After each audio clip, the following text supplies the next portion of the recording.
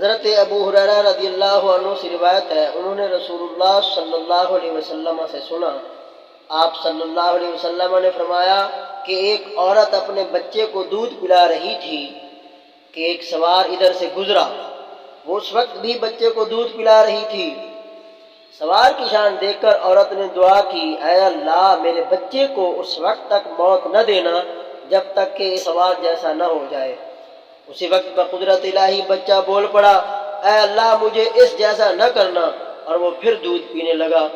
اس کے بعد ایک عورت کو ادھر سے لے جایا گیا، اسے لے جانے والے اسے گھسیٹ رہے تھے اور اس کا مذاق اڑا رہے تھے۔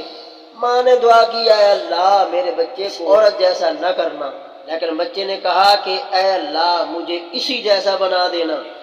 پھر تو ماں نے پوچھا، ارے یہ کیا معاملہ ہے؟ اس بچے نے بتایا کہ سوار تو کافر و ظالم تھا، اور عورت کے متعلق لوگ کہتے تھے کہ تو زنا کراتی ہے، تو وہ جواب دیتی، حسبی اللہ، اللہ میرے لیے کافی ہے، وہ میری پاک دامنی جانتا ہے۔ لوگ کہتے کہ تو چوری کرتی ہے، تو وہ جواب دیتی، حسبی اللہ، اللہ میرے لیے کافی ہے اور وہ میری پاک دامنی جانتا ہے۔